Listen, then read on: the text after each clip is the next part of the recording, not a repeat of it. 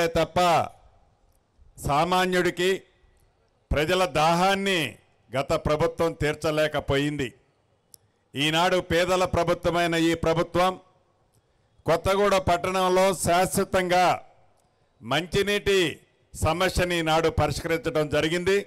సుమారు 125 కోట్ల రూపాయలతో మంచినీటి సమస్యని శాశ్వతంగా కొత్తగూడ మున్సిపాలిటీలో ఇప్పుడే శంకుస్థాపన పెద్దలు బట్టి గారి చేతుల మీదుగా చేసుకున్నాం. ఇదే రకంగా ఇంకా మౌలిక వసతులు కొన్ని చేయాల్సిన అవసరం ఉంది. గౌరవ ముఖ్యమంత్రి రేవంత్ రెడ్డి గారి నాయకత్వంలోని ఈ ప్రభుత్వం అన్ని వర్గాలకి, అన్ని మతాలకి, అన్ని కులాలకి ప్రాతినిధ్యం ఇస్తూ ఆనాడు ఎన్నికల్లో మేనిఫెస్టోలో ఏదైతే కార్యక్రమాలు పెట్టామో, ఏవైతే 6 గ్యారంటీలు చెప్పి 5 గ్యారంటీలు ఇప్పటికే ఇవ్వటం జరిగింది. 3-4 రోజుల క్రితం పెద్దల తుమ్మల గారి నాయకత్వంలో గౌరవ ముఖ్యమంత్రి రేవంత్ రెడ్డి గారు సుమారు 31,000 కోట్ల రూపాయలను రైతన్నల రుణాలని రుణమాఫీ 2 లక్షల రూపాయలు ఈ ప్రభుత్వం చేస్తుంది.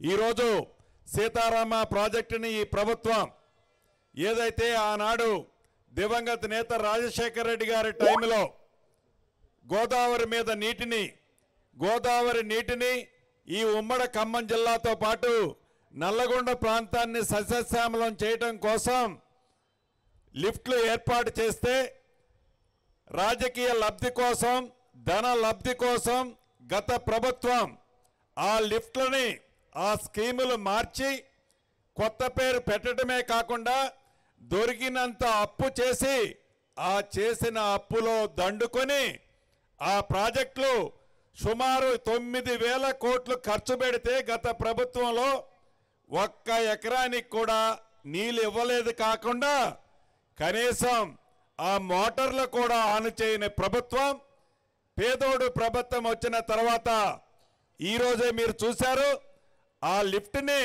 డ్రై రన్ అంటే నీటిని ఎత్తిపోసే కార్యక్రమాన్ని ఇంతకు ముందే మొదలుపెట్టాం. తప్పకుండా రైతులను రాజు చేస్తున్న ఈ ప్రభుత్వం, రైతుల పక్షపాతిగా ఉన్న ఈ ప్రభుత్వం, పేదోళ్ళకి అండగా ఉన్న ఈ ప్రభుత్వం, యువకులు, మైనారిటీలు, దళితులు, గిరిజనులు అన్ని సంఘాలకి గౌరవ ముఖ్యమంత్రి రేవంత్ రెడ్డి గారి నాయకత్వంలోని ప్రభుత్వం భవిష్యత్తులో ఏ కలలకన్నీ ఈనాడు ఇందిరమ్మ రాజ్యాన్ని తెలంగాణ రాష్ట్రంలో తెచ్చుకున్నామో ఆ కన్న కలలన్నిటినీ నెరవేర్చే బాధ్యత ఈ ప్రభుత్వం చేపట్టుద్దని మనస్ఫూర్తిగా మీ అందరికీ తెలుపుకుంటూ సెలవు తీసుకుంటున్నాను.